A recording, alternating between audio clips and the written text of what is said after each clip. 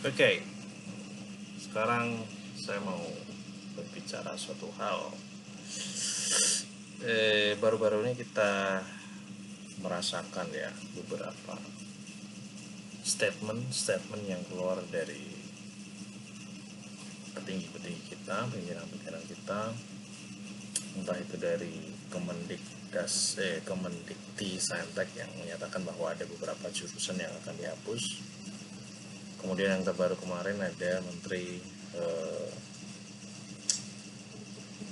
Pemberdayaan Perempuan yang menyatakan bahwa ketika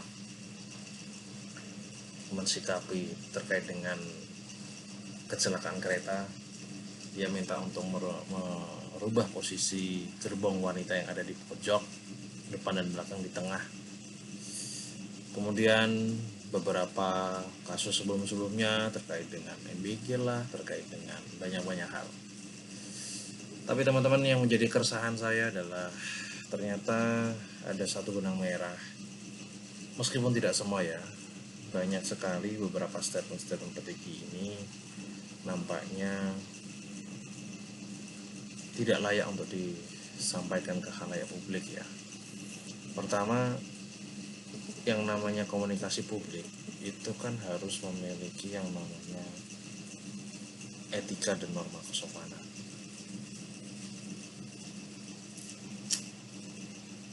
Mungkin apa yang disampaikan itu adalah sebuah fakta, dan mungkin apa yang disampaikan itu mungkin sebuah kebenaran, tetapi cara penyampaiannya itu sebenarnya bisa dikemas bagaimana bisa lebih humanis, bagaimana bisa lebih empatik, dan ya memeluk semua jiwa dan raga para masyarakat atau seluruh rakyat Indonesia. Karena yang bicara adalah bukan orang biasa, karena yang bicara adalah pejabat tinggi gitu loh. Yang paling kontroversial itu adalah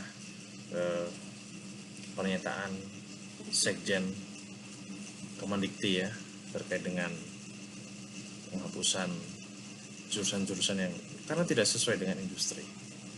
Ini menggelitik gitu ya, karena statement ini disampaikan oleh beliau yang bahkan seorang profesor di salah satu kampus terkenal di Indonesia, yang membuat saya menanyakan kapasitas hikmah dan kebijaksanaannya beliau. Karena setahu saya, orang yang telah mendapatkan gelar profesor ini harapannya tidak hanya sekedar jabatannya profesor, jabatan akademinya profesor, tetapi dia memiliki segudang, bahkan bukan segudang, dia memiliki kebijaksanaan yang seluas samudra. Karena banyaknya literatur yang dia baca, luasnya pergaulan yang dia kuasai, dan tingginya ilmu yang dia kuasai, maka seharusnya bisa bijaksana. Kenapa begitu? Karena begini, secara ide, ketika kita menutup sebuah perkuliahan karena tidak sesuai industri, maka ini logikanya aneh. Kita berarti mendidik anak-anak kita untuk menjadi pekerja ansih, hanya memenuhi kebutuhan pasar. Padahal kalau kita kaji lebih jauh, yang menciptakan pasar itu harusnya ekosistemnya. Secara teori itu harusnya berangkat dari kampus. Kita belajar bisnis, manajemen, strategi mitigasi, kemudian pengembangan teknologi, kemudian pengembangan kesehatan. Itu dari mana kalau tidak dari kampus? Pertanyaannya adalah, ketika industri ini ternyata tidak bisa mengafirmasi lulusan-lulusan kampus, harusnya yang didorong adalah bagaimana kampus ini bisa menciptakan lapangan kerja yang baru berdasarkan disiplin ilmu yang ada di dalam kampus, bukan malah menggunakan logika karena industrinya tidak tersedia, kampusnya ditutup. Sebelum kita bicara kampusnya ditutup, janji jutaan lapangan kerja itu malah menutup lapangan kerja dong. Coba bayangkan kalau beberapa kampus itu ditutup, di mana banyak orang-orang berenang di dalamnya. Ada dosen, tenaga pendidikan, bahkan tukang kebun, bahkan tenaga teknis seperti outsourcing office boy dan sebagainya yang menggantungkan hidup darinya hilang karena ditutupnya sebuah atau beberapa jurusan yang katanya tidak relevan dengan kebutuhan industri.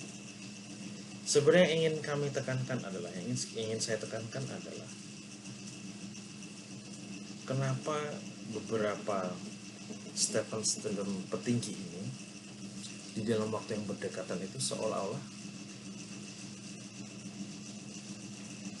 menegaskan bahwa begini loh kualitas pimpinan kita, begini loh kualitas pimpinan kita yang dipilih oleh tentunya pimpinan tertinggi ya. Di sini harapan saya berikan doa yang baik untuk pemimpin, semoga mendapatkan pembantu-pembantu yang dapat melaksanakan kebijakan presiden dan di atas demi mewujudkan kemakmuran Indonesia yang sejati.